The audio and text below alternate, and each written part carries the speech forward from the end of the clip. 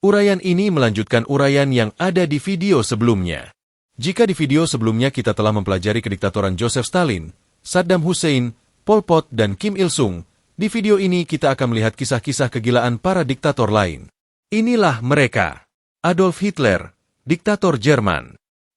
Adolf Hitler memimpin Jerman selama periode Nazi dari 1933 hingga 1945. Lahir pada 20 April 1889 di Braunau am Inn, Austria, Hitler awalnya berusaha menjadi seniman, tetapi gagal. Setelah Perang Dunia Pertama, ia bergabung dengan Partai Pekerja Jerman, yang kemudian berubah menjadi Partai Nazi. Melalui retorika yang kuat dan propaganda, ia berhasil mendapat dukungan luas dari masyarakat yang mengalami kesulitan ekonomi dan sosial setelah perang. Setelah menjadi kanselir Jerman pada 1933, Hitler segera mengonsolidasikan kekuasaannya dengan menghapus semua oposisi politik. Melalui undang-undang pemberdayaan, ia memperoleh kekuasaan untuk membuat undang-undang tanpa persetujuan parlemen. Rezimnya menerapkan kontrol totaliter, dengan semua aspek kehidupan masyarakat diatur oleh negara. Media dikendalikan, dan setiap bentuk kritik terhadap pemerintah dilarang. Gestapo, polisi rahasia Nazi, digunakan untuk menindak lawan-lawan politik dan mengintimidasi rakyat. Aspek paling mengerikan dari kepemimpinan Hitler adalah kebijakan antisemit yang ekstrim.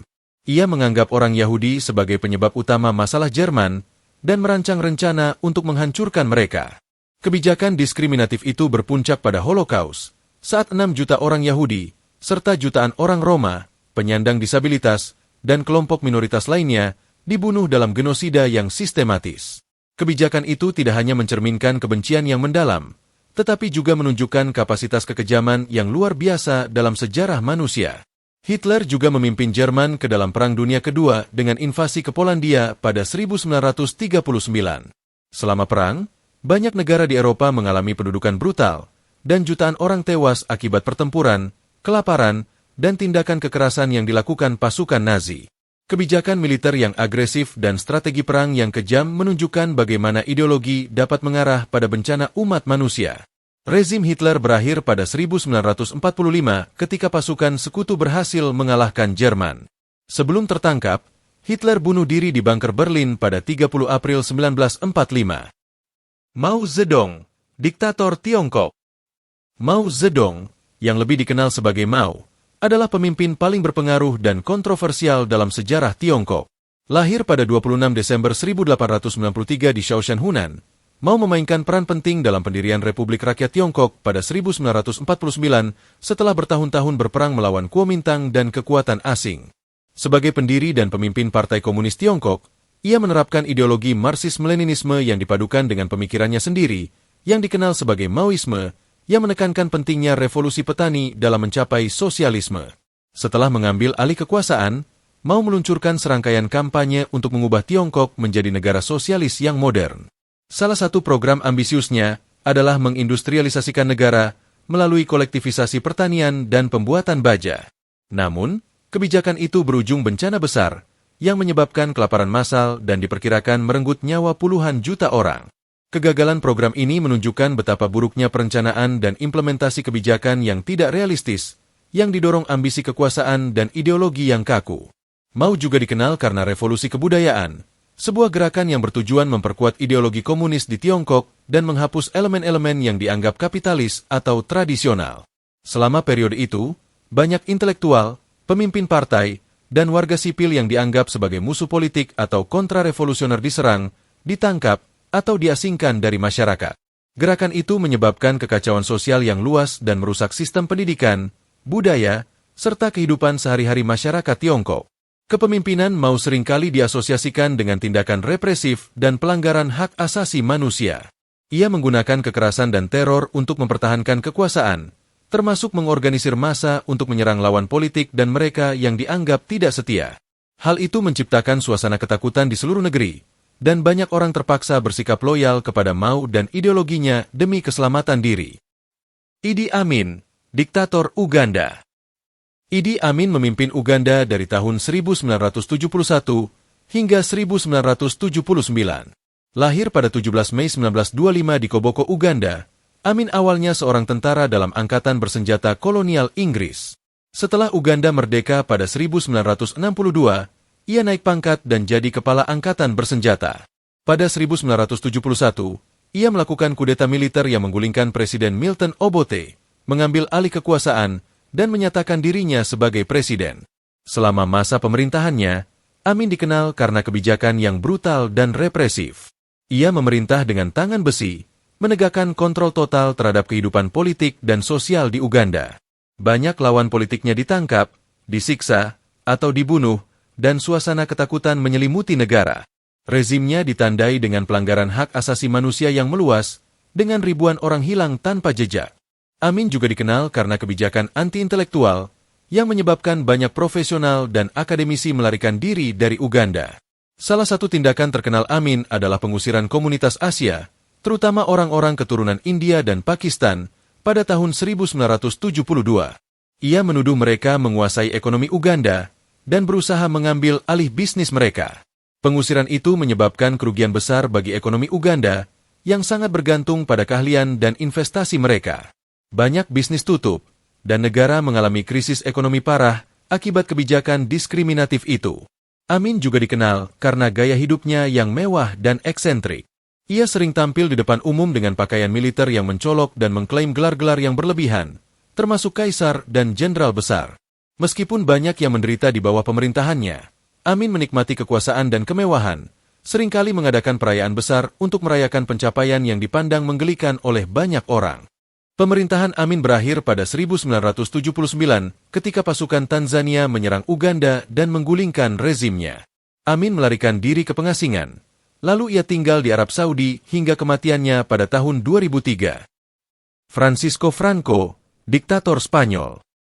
Francisco Franco memerintah dari akhir Perang Saudara Spanyol pada 1939 hingga kematiannya pada 1975. Lahir pada 4 Desember 1892 di Ferrol, Galicia, Franco memulai karir militernya di Angkatan Bersenjata Spanyol dan dengan cepat naik pangkat. Ia terlibat dalam berbagai konflik militer, tapi namanya mulai dikenal luas ketika ia memimpin kudeta militer yang menggulingkan pemerintahan Republik Spanyol yang demokratis pada 1936. Setelah kudeta, Spanyol terjebak dalam perang saudara yang brutal antara pasukan nasionalis yang dipimpin Franco dan pasukan Republik yang terdiri dari berbagai kelompok politik. Franco mendapat dukungan dari Nazi Jerman dan fasis Italia yang memberi bantuan militer signifikan. Pada 1939, setelah kemenangan nasionalis, Franco mendirikan rezim otoriter yang menghilangkan semua bentuk oposisi politik dan menegakkan kontrol ketat terhadap masyarakat. Selama masa pemerintahannya, Franco menerapkan kebijakan represif yang menargetkan lawan politik, terutama kaum sosialis, komunis, dan anarkis. Banyak yang ditangkap, disiksa, atau dieksekusi tanpa pengadilan.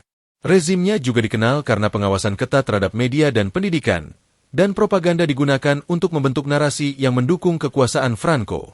Ia menciptakan budaya ketakutan, kritik terhadap pemerintah tidak ditoleransi, dan banyak orang memilih diam demi keselamatan diri. Franco meninggal pada 20 November 1975. Setelah kematiannya, Spanyol mengalami transisi menuju demokrasi. Benito Mussolini, diktator Italia. Benito Mussolini memimpin Italia dari tahun 1922 hingga 1943. Lahir pada 29 Juli 1883 di Predapio, Italia, Mussolini awalnya bekerja sebagai guru dan jurnalis sebelum terjun ke dunia politik. Ia bergabung dengan Partai Sosialis Italia dan aktif dalam gerakan sosialis, tetapi kemudian beralih ke ideologi fasisme yang menekankan nasionalisme ekstrim dan otoritarianisme. Pada tahun 1919, Mussolini mendirikan Partai Fasis Italia yang menarik dukungan berbagai kalangan, termasuk veteran perang dan kelompok bisnis.